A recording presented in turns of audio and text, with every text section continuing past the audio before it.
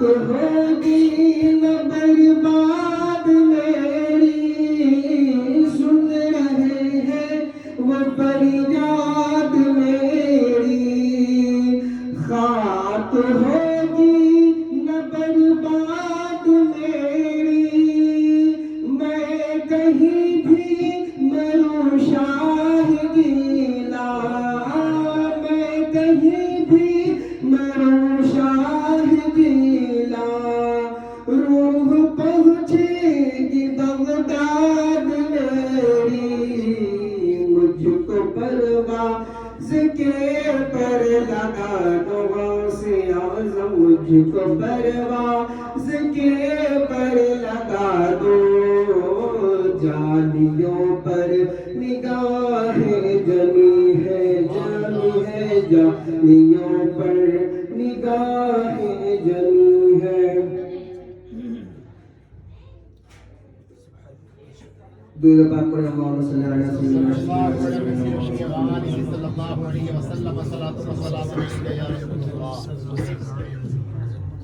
مجدد نیت معصیہ و حاضرہ و وحید ملت طاہرہ، حضور سیدنا سرکار اعلیٰ حضرت رضی اللہ تعالیٰ عنہ شان غوثیت مآب میں ارشاد فرماتے ہیں، واہ کیا مرتبہ ہے غوث ہے بالا تیرا، واہ کیا مرتبہ ہے غوث ہے بالا تیرا، اونچے اونچوں کے سروں سے قدم آنا تیرا۔ حضور سیدنا سرکار غوث اعظم رضی اللہ تعالیٰ عنہ نے جب اللہ تبارک و تعالیٰ نے آپ کو منصب غوثیت کبریٰ پر فائز فرمایا تو آپ نے بغداد کے منبر پر کھڑے ہو کر یہ ارشاد فرمایا، قدمی ہذہ علی رقبۃ کل ولی اللہ، کہ میرا یہ قدم تمام اولیاء اللہ کی گردن پر ہے۔ اسی طرف اشارہ کرتے ہوئے اعلیٰ حضرت فرماتے ہیں، واہ کیا مرتبہ ہے غوث ہے بالا تیرا، اونچے اونچوں کے سروں سے قدم آنا تیرا۔ اور جب قدم کا یہ عالم ہے تو سر بھلا کیا جانے کہے کیسا تیرا، سر بھلا کیا جانے کہے کیسا تیرا، اولیاء ملتے ہیں آنکھیں وہ تلوا تیرا۔ اور حضور سیدنا سرکار اعلیٰ حضرت رضی اللہ تعالیٰ عنہ آخر میں ارشاد فرماتے ہیں، اے رضا یوں نہ بلک تو نہیں ججد تو نہ ہو، ججد کا معنی ہوتا ہے اچھا، اے رضا اس طرح تڑپ مت، اگر تو نہیں اچھا تو غوث اعظم تو اچھے ہیں۔ حضور سیدنا سرکار غوث اعظم رضی اللہ تعالیٰ عنہ نے ارشاد فرمایا تھا، ان لم یکن مریدی جیدا فعلی جید، اسی کی طرف اشارہ کرتے ہوئے حضور سیدنا سرکار اعلیٰ حضرت فرماتے ہیں، اے رضا یوں نہ بلک تو نہیں ججد تو نہ ہو، سید جید ہر دہر ہے مولا تیرا۔ عزیزان ملت اسلامیہ، اور حضور سیدنا سرکار غوث اعظم رضی اللہ تعالیٰ عنہ خود ارشاد فرماتے ہیں، قصیدہ غوثیہ آپ پڑھیں، آپ فرماتے ہیں، نظرت الی بلاد اللہ جمعین، نظرت الی بلاد اللہ جمعین کخردلۃ علی اتصالی۔ آپ فرماتے ہیں کہ میں پوری دنیا کو ایسے دیکھتا ہوں جیسے اپنے ہتھیلی پر رائے کے دانے کو دیکھتا ہوں۔ اللہ تبارک و تعالیٰ نے آپ کو یہ مقام عطا فرمایا۔ اور فرماتے ہیں، وما منہا شہور و ظہور تمر وطن طویل لا تعالی، کہ یہ جتنے بھی زمانے گزر رہے ہیں یہ سب میری ہی طرف سے گزرتے ہیں۔ اور اپنے زمانے طالب علمی کا ذکر کرتے ہوئے ارشاد فرماتے ہیں، درست العلم حتی صرت قطبا، کہ میں نے علم حاصل کیا حتیٰ کہ علم حاصل کرتے کرتے اللہ تبارک و تعالیٰ نے انہیں منصب قطبیت عطا فرمایا، قطب کا مرتبہ عطا فرمایا۔ عزیزان ملت اسلامیہ، میں نے جس آیت کریمہ کی تلاوت کا شرف حاصل کیا، اللہ تبارک و تعالیٰ قرآن مقدس میں ارشاد فرماتا ہے، ان اولیاءہ الا المتقون، کہ اولیاء نہیں ہیں مگر وہی جو پرہیزگار ہوں۔ اور دوسری آیت کریمہ میں اللہ تعالیٰ ارشاد فرماتا ہے، الا ان اولیاء اللہ لا خوف علیہم ولا هم يحزنون، خبردار یقیناً اللہ کے ولیوں کو نہ ہی کوئی غم ہوتا ہے، نہ ہی حزن و ملال ہوتا ہے، نہ ہی وہ کسی چیز کا خوف کرتے ہیں۔ عزیزان ملت اسلامیہ، حضور سیدنا سرکار غوث اعظم رضی اللہ تعالیٰ عنہ کی ذات وہ ذات ہے کہ ابھی آپ اس دنیا میں تشریف نہ لائے تھے کہ اسی رات، آپ کی ولادت کی رات، آپ کے والد ماجد حضرت سیدنا ابو صالح موسیٰ جنگی دوست رضی اللہ تعالیٰ عنہ نے خواب دیکھا کہ حضور سرور کائنات صلی اللہ تعالیٰ علیہ وسلم آپ کے گھر میں جلوہ گر ہیں، اور آپ نے بشارت دی کہ اللہ تبارک و تعالیٰ تمہیں ایک ایسا بیٹا عطا کرے گا، آتاک اللہ ابنا، اللہ تبارک و تعالیٰ تمہیں ایک ایسا بیٹا عطا کرے گا، وہ ولی جو اللہ کا ولی ہوگا، وہ محبوب اللہ و محبوبی، وہ اللہ کا بھی محبوب ہوگا اور میرا بھی محبوب ہوگا۔ اور اللہ کے رسول صلی اللہ علیہ وسلم نے ارشاد فرمایا کہ اس کی شان ایسے ہی ہوگی جیسے میری شان انبیاء اور مرسلین کے درمیان ہے۔ اولیاء کے درمیان غوث اعظم کی شان ویسی ہے جیسے سرکار کی شان نبیوں کے درمیان ہے۔ یہ اللہ کے رسول صلی اللہ علیہ وسلم نے آپ کی پیدائش سے پہلے ہی یہ مستعد حافظ آپ کے والد و والد کو سنا ہے۔ حضور سیدنا سرکار غوث اعظم رضی اللہ تعالیٰ عنہ کی ولادت سن 470 ہجری میں ہوئی، اور آپ کا نام عبد القادر ہے اور آپ کی کنیت ابو محمد ہے۔ آپ کے والد ماجد کا نام حضرت سیدنا ابو صالح موسیٰ جنگی دوست رضی اللہ تعالیٰ عنہ، اور آپ کی والدہ ماجدہ کا نام حضرت فاطمہ ام الخیر رضی اللہ تعالیٰ عنہ۔ آپ خود مادرزاد ولی، آپ کے والد ماجد ولی، اور آپ کی والدہ کی شان یہ ہے کہ جنہوں نے کبھی کسی غیر محرم کو نہیں دیکھا، کبھی برائی کی طرف آپ نے ہاتھ نہیں بڑھایا، کبھی برائی کی طرف آپ چلی نہیں، یہ شان تھی سیدنا غوث اعظم رضی اللہ تعالیٰ عنہ کی والدہ کی۔ اور آپ کی پھوپھی کے بارے میں، آپ کی پھوپھی جو تھی وہ مستجاب الدعوات تھی، جو دعا آپ کرتی تھی اللہ تبارک و تعالیٰ قبول فرماتا تھا۔ جیلان میں ایک مرتبہ ایسا ہوا کہ 65 سالی ہوئی اور لوگ بڑے پریشان ہوئے، تو لوگوں نے نماز استسقاء ادا کی، پھر بھی بارش نہ ہوئی۔ سارے لوگ حضرت سیدنا غوث اعظم رضی اللہ تعالیٰ عنہ کی پھوپھی حضرت ام عائشہ رضی اللہ تعالیٰ عنہ کے گھر آئے اور انہوں نے عرض کیا کہ آپ دعا فرما دیں۔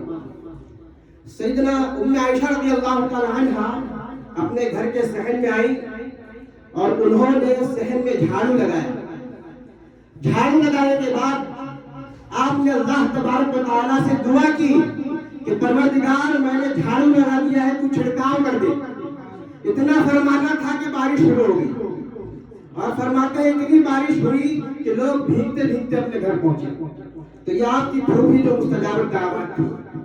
حضور سیدنا غوث اعظم رضی اللہ تعالیٰ عنہ کی ایک رمضان مبارک کو ولادت ہوئی، اور آپ ولادت ہوئی اور رمضان کا پہلا دن آپ نے دن بھر تخانت و تناول دودھ نوش نہ فرمایا اپنی والدہ ماجدہ کا۔ آپ کی والدہ ماجدہ فرماتی ہیں کہ میرا بچہ رمضان شریف کے مہینے میں دن بھر دودھ نوش نہیں کرتا تھا۔ آپ دیکھیں کہ آپ ابھی ایک دن کے ہیں اور آپ نے روزہ رکھا کہ آپ نے دن بھر اپنی والدہ کا دودھ نوش نہیں فرمایا۔ آپ اتنے شریعت مطہرہ کے پابند ابھی ایک دن کے ہیں تبھی سے۔ اور دیکھیں حضور سیدنا سرکار غوث اعظم رضی اللہ تعالیٰ عنہ کی جب بسم اللہ خانی ہوئی تو آپ نے اس کے فوراً 18 پارے اپنے استاد کو سنا دی۔ وجہ اس کی یہ تھی کہ آپ کی والدہ ماجدہ 18 پارے کی حافظہ تھی۔ تو آپ کے استاد نے پوچھا کہ ایسا کیوں؟ تو آپ نے فرمایا کہ میری والدہ ماجدہ 18 پارے کی حافظہ تھی، میں نے ان کے پیٹ میں ہی وہ سارے پارے حفظ کر لیے۔ اور دیکھیں حضور سیدنا سرکار غوث اعظم رضی اللہ تعالیٰ عنہ سے کسی نے پوچھا کہ آپ بتائیں کہ آپ اللہ کے ولی کب ہوئے، آپ کب سے ولی ہیں، آپ کو کب پتہ چلا؟ تو سرکار غوث اعظم رضی اللہ تعالیٰ عنہ فرماتے ہیں کہ جب میں بچہ تھا اور مکتب پڑھنے کے لیے جاتا تھا تو فرشتوں کی آواز آتی تھی اور فرشتے مجھے مدرسہ تک چھوڑتے تھے، اور جب میں وہاں پہنچتا تھا تو وہ فرشتے کہتے تھے افسحوا لولی اللہ، اللہ کے ولی کے لیے جگہ اشارہ کرو۔ ایک روایت یہ اور ایک روایت یہ ہے کہ استاد خود کھڑے ہوتے تھے اور کہتے تھے کہ اللہ کے ولی کے لیے جگہ اشارہ کرو۔ ابھی غوث اعظم رضی اللہ تعالیٰ عنہ بچے ہیں، لیکن جب آپ بڑے ہو گئے تو آپ نے فرمایا کہ مجھے اس وقت پتہ چلا کہ میں اللہ کا ولی ہوں۔ اور دیکھیں حضور سیدنا سرکار غوث اعظم رضی اللہ تعالیٰ عنہ اپنی تعلیم مکمل کر کے اس کے بعد انہوں نے 25 سال جنگل میں گزارا۔ 25 سال آپ نے مجاہدات و ریاضات کیے، بلکہ آپ دیکھیں کہ رات کو جب آپ کھڑے ہوتے تھے آپ ایک پیر پر کھڑے ہو کر آپ نے 15 سال تک روز ہر رات قرآن پاک کو ختم کیا۔ اتنا ریاضات و مجاہدات آپ نے کیا کہ کبھی کبھی ایسی حالت آپ پر آتی تھی کہ ایسا لگتا تھا کہ اب آپ وفات کر جائیں گے تب وفات کر جائیں گے. ایسے وقت میں سیدنا سرکار غوث اعظم رضی اللہ تعالیٰ عنہ کہتے تھے ان مع العسر یسرا، یقیناً سختی کے بعد آسانی ہے. اتنے ریاضات و مجاہدات کرنے کے بعد اللہ تبارک و تعالیٰ نے آپ کو وہ مقام دیا کہ آپ مردوں کو بھی زندہ کرتے ہیں. ایک مرتبہ کا واقعہ ہے کہ آپ اپنے مریدین کے ساتھ علماء مشائخ بیٹھے ہوئے تھے اور گفتگو چل رہی تھی. ایک چیل اس مجلس کے اوپر سے اڑ کر گئی. اس کی آواز کی وجہ سے اہل مجلس کو تھوڑی پریشانی ہوئی. سرکار غوث اعظم کا آپ تصرف دیکھیں کہ آپ ہوا پر بھی حکومت کرتے تھے، ہوا کو بھی حکم دیتے تھے تو وہ آپ کا حکم مانتی تھی. جب وہ چیل اڑ کر گئی آواز کر کے لوگوں کو پریشانی ہوئی علماء مشائخ کو، تو حضور سیدنا سرکار غوث اعظم رضی اللہ تعالیٰ عنہ نے ہوا کو حکم دیا کہ اس چیل کا سر کاٹ دے. فوراً اس ہوا نے اس چیل کے سر کو کاٹ دیا، وہ وہاں گری. حضور سیدنا سرکار غوث اعظم رضی اللہ تعالیٰ عنہ نے اس چیل کو اپنے ہاتھ میں اٹھایا اور اپنا دست اقدس اس کے اوپر پھیرا تو فوراً وہ زندہ ہو کر ہوئے اور علماء مشائخ کو دیکھتے رہے. آپ دیکھیں حضور سیدنا سرکار غوث اعظم کی ذات وہ ہے کہ آپ مادر ذات اندھا یعنی پیدائشی اندھا لڑکا اس کو بھی آپ بھیرا کر دیتے تھے، وہ بھی دیکھتا ہو جاتا تھا. اگر کوئی فالج زدہ ہے، پیرالائز اس کا جسم کام نہیں کرتا ہے، غوث اعظم حکم دے کے وہ بھی صحیح ہو جاتا ہے. حضرت سیدنا ابو الحسن علی ابن الہیتی رضی اللہ تعالیٰ عنہ کی ذات ہے. یہ سیدنا سرکار غوث اعظم رضی اللہ تعالیٰ عنہ کے مدرسے میں موجود تھے. ایک بندہ آیا جن کا نام ہے حضرت ابو غالب فضل اللہ ابن اسماعیل ازدی. یہ سرکار غوث اعظم رضی اللہ تعالیٰ عنہ کے مدرسے میں حاضر ہوئے، ان کی بارگاہ میں حاضر ہوئے اور یہ سوداگر تھے. سرکار غوث اعظم رضی اللہ تعالیٰ عنہ کی بارگاہ میں انہوں نے عرض کیا، اے میرے آقا، آپ کے بت کریم صلی اللہ علیہ وسلم کی سنت ہے کہ اگر کوئی دعوت پر بلائے تو اس کی دعوت کو قبول کیا جائے. تو میں آپ کو اپنے گھر دعوت دیتا ہوں، میری دعوت کو قبول فرمائیں. غوث اعظم رضی اللہ تعالیٰ عنہ فرماتے ہیں اگر مجھے اجازت ملی تو میں آؤں گا. یہ ولی کی زبان ہے، ہم ایسا نہیں کہہ سکتے. سرکار غوث اعظم فرماتے ہیں اگر مجھے اجازت ملی تو میں آؤں گا. اس کے بعد تھوڑی دیر آپ نے مراقبہ فرمایا، وہی تھوڑی دیر مراقبہ فرمایا. اس کے بعد آپ نے فرمایا ٹھیک ہے میں چلوں گا. تو پھر سرکار غوث اعظم رضی اللہ تعالیٰ عنہ ایک کھچر پر سوار ہوئے. ایک طرف حضرت سیدنا ابو الحسن علی ابن الہیتی رضی اللہ تعالیٰ عنہ ہے اور ایک طرف حضرت سیدنا فضل اللہ ابن اسماعیل ازدی ہے. دونوں نے رکاب تھامی اور یہ اس سوداگر کے گھر سیدنا غوث اعظم رضی اللہ تعالیٰ عنہ تشریف لے گئے. جب آپ وہاں پہنچے ہیں تو آپ نے دیکھا کہ دسترخوان لگا ہوا ہے اور دسترخوان لگا ہوا ہے اور سامان ضیافت سب وہاں موجود ہے. اس کے بعد جب آپ وہاں بیٹھے تو دو خادم ایک صندوق لے کر آئے. اس صندوق کو انہوں نے رکھا. جب سارے علماء و مشائخ وہاں بیٹھ گئے تو اس سوداگر نے اجازت دی کہ کھانا تناول کرنا شروع کیجیے. سرکار غوث اعظم رضی اللہ تعالیٰ عنہ نے فوراً مراقبہ فرمایا. جب آپ مراقبہ فرما رہے تھے تو حالت ایسی ہو گئی تھی کہ سارے علماء و مشائخ خاموش، کسی نے کچھ بھی نہیں کھایا. سرکار غوث اعظم رضی اللہ تعالیٰ عنہ نے مراقبہ فرمایا. جب مراقبہ فرما رہے تھے اس کے بعد آپ نے آنکھ کھولی اور آپ نے حکم دیا کہ جو صندوق لایا گیا ہے اس کو کھولا جائے. اس صندوق کو کھولا گیا تو اس کے اندر اسی سوداگر کا لڑکا موجود تھا جو مادر ذات اندھا تھا اور فالج زدہ تھا. غوث اعظم رضی اللہ تعالیٰ عنہ نے اس بچے کو حکم دیا کہ اللہ کے حکم سے کھڑا ہو جا. وہ بچہ اللہ کے حکم سے کھڑا ہوا اور دوڑنے لگا. وہ پیدائشی اندر تھا، اس کی آنکھ آ گئی، جسم کام نہیں کرتا تھا، جسم وہ متحرک ہو گیا، اب دوڑ رہا ہے. سارے علماء و مشائخ حیران ہو گئے. آپ دیکھیں دل مانگے غوث اعظم نے انہیں عطا کیا. اس سوداگر نے یہ نہیں کہا کہ آپ میرے بچے کو اچھا کر دیجیے. غوث اعظم رضی اللہ تعالیٰ عنہ نے بن مانگے انہیں عطا کیا. اس کے بعد وہ سوداگر حضرت سیدنا ابو سعد قیروی رضی اللہ تعالیٰ عنہ کی بارگاہ میں حاضر ہوا پوچھنے کے لیے کہ سرکار غوث اعظم کی ذات کیا مقام رکھتی ہے، یہ پوچھنے کے لیے. جب وہ حاضر ہوا تو غوث اعظم رضی اللہ تعالیٰ عنہ کے تعلق سے اس نے پوچھا تو انہوں نے فرمایا کہ عبد القادر کی ذات وہ ذات ہے جو مادرزاد اندھے کو بینا کر دیتی ہے، دیکھتا ہوا کر دیتی ہے، فالج زدہ کو ٹھیک کر دیتی ہے، وہ ذات غوث اعظم کی۔ اور آپ دیکھیں کہ بنو عباس کے حضرت سیدنا حضرت عباس رضی اللہ تعالیٰ عنہ کی ذات ہے، یہ سرکار دو عالم صلی اللہ علیہ وسلم کے سگے چچا ہیں۔ ان سے جو نسل چلی ہے وہ سارے بنو عباس کہلاتے ہیں، اور خلافت بنو عباس انہی کے نسل میں چلی۔ تو سرکار غوث اعظم رضی اللہ تعالیٰ عنہ کا جو زمانہ تھا، اس زمانے میں خلافت بنو عباس چل رہی تھی، اور اس زمانے کے خلیفہ کا نام تھا المستجد باللہ، بڑا ظالم و جابر تھا، بہت ہی زیادہ لوگوں پر ظلم کرتا تھا۔ اور آپ یہ نہ سمجھے کہ ظلم کرنا صرف اسی کا نام ہے کہ کسی کو چار تھپڑ مار دیا جائے، یہ ظلم ہے، ایسا نہیں ہے، بلکہ ظلم کی تعریف حضرت بیٹھے ہیں، حضرت اصلاح فرمائیں گے کہ ظلم کی تعریف یہ ہے وضع الشیء فی غیر محلی، کسی چیز کو اس کی جگہ کے علاوہ میں رکھ دینا۔ جیسے ہم ٹوپی پہنتے ہیں، ٹوپی کا محل ہے سر، اگر ٹوپی کو آپ پیر کے نیچے رکھ دیں تو یہ ٹوپی کے اوپر ظلم ہے۔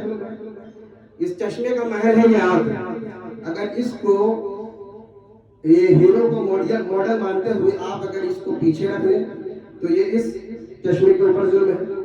جو ظلم کئی طرح کا ہوتا ہے، اور ظلم کے تعلق سے حدیث قدسی ہے، اللہ تعالیٰ ارشاد فرماتا ہے انی حرمت الظلم علی نفسی، میں نے اپنے آپ پر ظلم کو حرام کیا، اور اسی طرح میں نے تمہارے درمیان بھی ظلم کو حرام کیا۔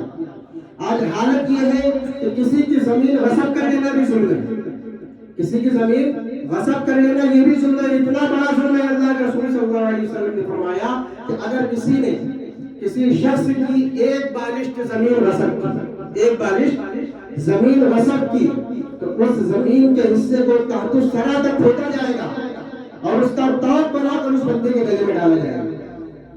یہ ظلم کے تعلق سے تو یہ جو بادشاہ کا بہت بڑا ظالم و جابر تھا، یہ سیدنا سرکار غوث اعظم رضی اللہ تعالیٰ عنہ کی بارگاہ میں حاضر ہوا، سلام عرض کیا اور آپ سے نصیحت چاہی۔ اس کے بعد 10 اشرفی کی تھیلیاں پیش کی، سرکار غوث اعظم رضی اللہ تعالیٰ عنہ نے قبول کرنے سے انکار کر دیا۔ آپ نے فرمایا مجھے اس کی کوئی حاجت نہیں، تو اس نے بڑی سی عاجزی کی کہ آپ اسے قبول فرمائیں۔ سرکار غوث اعظم رضی اللہ تعالیٰ عنہ نے 2 اشرفی کی تھیلی اپنے ہاتھ میں اٹھائی اور آپ نے دونوں کو نچوڑا تو دونوں سے خون بہنے لگا۔ پھر آپ نے فرمایا اس خلیفہ سے المستجد باللہ والمصور یوسف سے، کیا تم خدا سے ڈرتے نہیں ہو اور لوگوں کا خون چوس کر میرے پاس لاتے ہو؟ اتنا جملہ ارشاد فرمانا تھا کہ وہ اپنے زمانے کا خلیفہ بے ہوش ہو گیا۔ اس کے بعد آپ نے ارشاد فرمایا اگر رشتے رسول صلی اللہ علیہ وسلم کا لحاظ نہ ہوتا تو جتنی بھی یہ تھیلیاں ہیں سب کو نچوڑتا جاتا اور اس کا خون اس گھر تک پہنچتا۔ اور حضور آپ دیکھیں ایک مرتبہ کا واقعہ ہے کہ ایک عورت سرکار غوث اعظم رضی اللہ تعالیٰ عنہ کی خدمت میں حاضر ہوئی اور اس نے اپنے بچے کو پیش کیا کہ آپ اسے قبول فرما لیں اور اس کی تعلیم دیکھیں۔ سرکار غوث اعظم رضی اللہ تعالیٰ عنہ نے اس کے بچے کو قبول فرمایا، اور قبول فرمانے کے بعد آپ نے اس کے بچے کو ریاضات و مجاہدات کرنے کا حکم دیا کہ وہ خود ریاضات و مجاہدات کرے۔ کئی مہینے گزرے، اس کی والدہ آئی، اس کی والدہ نے اپنے بچے کو دیکھا کہ وہ روٹی کا ٹکڑا کھا رہا ہے، اور پھر وہ غوث اعظم کی بارگاہ میں حاضر ہوئی تو اس نے دیکھا کہ غوث اعظم مرغی تناول فرما چکے ہیں، ہڈیاں رکھی ہوئی۔ تو والدہ سے ضبط نہ ہو سکا، انہوں نے کہا کہ میرا بچہ روٹی کا ٹکڑا کھا رہا ہے اور آپ یہاں مرغی تناول فرما رہے ہیں۔ غوث اعظم نے اپنے منہ سے جواب نہ دیا، آپ نے اس مرغی کی ہڈیوں پر اپنا ہاتھ رکھا اور آپ نے ارشاد فرمایا قم بإذن الذی یحیی العظام وہی رمیم، اٹھ اس ذات کے حکم سے جو بوسیدہ ہڈیوں کو زندہ کر دیتا ہے۔ فوراً وہ ہڈیاں جوڑنا شروع ہوئی اور زندہ مرغی وہاں کھڑی ہو گئی۔ اس کے بعد آپ نے ارشاد فرمایا کہ جب تیرا بچہ یہ کرنے پر یا اس مقام کو پہنچ جائے گا تو وہ بھی مرغی تناول کرے گا، وہ بھی مرغی کھائے گا۔ آپ دیکھیں کہ جو بھی حضرت سے آپ پوچھ سکتے ہیں کہ علم کے حصول میں کتنی مشقتوں کو برداشت کرنا پڑتا ہے۔ ہم نے تو اس زمانے میں تعلیم حاصل کی ہے بڑی آسانی سے، لیکن حضرت کے زمانے میں اداروں میں کیسا کھانا ملتا تھا، کیسی مشقتوں کو برداشت کرنا پڑتا تھا، یہ تو یہیں رہتے ہیں۔ कभी आप इनको बिठा कर पूछे कि एक आलिम बनने के लिए कितनी मशक्कतों को बर्दाश्त करना पड़ता है, ऐसे ही कोई आलिम नहीं बन जाता। ऐसे ही उसके सर पे सरकार दो आलम सल्लल्लाहु अलैहि वसल्लम के इल्म की विरासत का ताज नहीं रखा जाता, और ऐसे ही इतनी ऊंची शान नहीं दी जाती कि अल्लाह के रसूल सल्लल्लाहु अलैहि वसल्लम ने इरशाद फरमाया, मन जलसा इंदल आलिम साअतैन, जो किसी आलिम के पास 2 साअत बैठे, कुछ लम्हे बैठे, अब अकल माअहु लुक़मतैन, या उनके साथ 2 लुक़मे खाए, अब मशा माअहु खुतवतैन, या उनके साथ चंद कदम चले, अगर कोई इतना करता है, अल्लाह के रसूल फरमाते हैं आताहु अल्लाहु तआला जन्नतैन, अल्लाह तबारक व तआला उसे 2 जन्नतें अता करेगा, और कुल्लु जन्नतिन मिस्लु दुनिया में रहता है, और हर जन्नत इस दुनिया से 2 गुना बड़ी होगी। तो इल्म की राह में बहुत मशक्कतों को बर्दाश्त करना पड़ता है, उसके बाद वो अंबिया का वारिस कहलाता है। और इसी पर मैं भी तकरीर को खत्म करता हूँ। अस्सलामु अलैकुम व रहमतुल्लाहि व बरकातहू।